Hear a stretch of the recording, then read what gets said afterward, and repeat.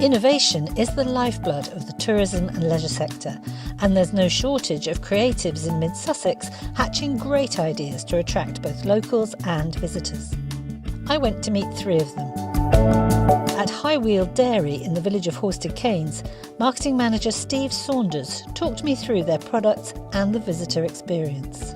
Well, quite an array of cheeses that we have for High Wheel Dairy, all pasteurised, all vegetarian, produced by us on the farm itself. And all these wonderful different names, as you all local connections. Indeed, yeah, even down from Duddleswell up in the Ashdown Forest, Tremaine's named after the farm itself. There's various different names that we try and use locally. You can come and have an experience with us, you can come and see the factory, you can come and try our cheeses, you can come and see 4,000 cheeses being matured. And the ultimate pairing is wine and cheese. There's plenty of vineyards to visit locally as well. Indeed, we're supported by many of the vineyards across Sussex. Bluebell Vineyard being behind us, Kingscote Vineyard, Bolney, etc. And of course you've got Bluebell Railway literally just down the road.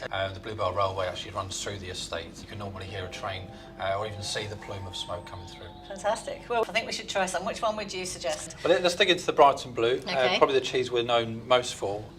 Known for being the opposite of a Stilton. Very creamy, very mild, very buttery, and it was given the accolade of the top 16 cheeses in the world. Amazing. Just delicious. Thank you. Mid-Sussex enjoys a global reputation for its ever-increasing wine production. The Bolney Wine Estate is a perfect example. Their winemaker Cara told me more. The winery started in 1972, so it was founded by the family who still runs the entire estate. And this year, 50 years is our big celebration, so we've got loads of events that are happening in order to actually enjoy it and experience it and share it with everyone. So when visitors come to the Bolney Wine Estate, what kind of experiences can they enjoy? We have 2 tours a day, which are generally what most people will go for. You can also come down to the cafe restaurant.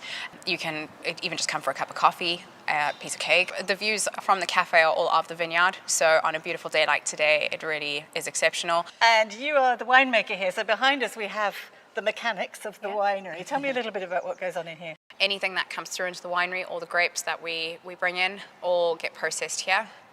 We have 2 big presses at the back, and we do all of our red wine, sparkling and still wine production here. We will see it all the way through to the end of the fermentation until the point that we get it ready for bottling, where it goes down to the bottom of the farm and I get it ready for the consumer. So literally everything is on site? Everything happens on site, that's correct.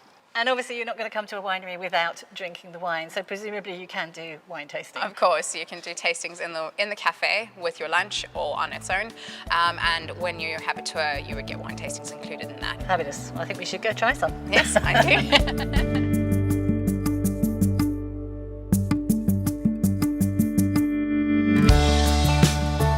Last but not least, Board Hill Gardens offer a year-round programme of events. And as events manager Karen told me, it's not just about the flora.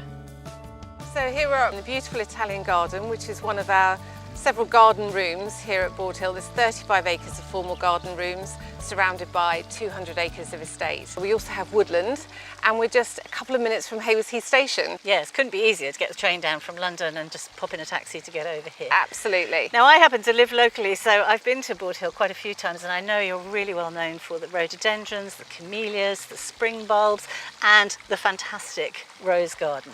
But it's not just about horticulture, is it? Not at all. We have a varied and dynamic event programme that runs all the way from when we open in mid-February right through to the Christmas market in early December.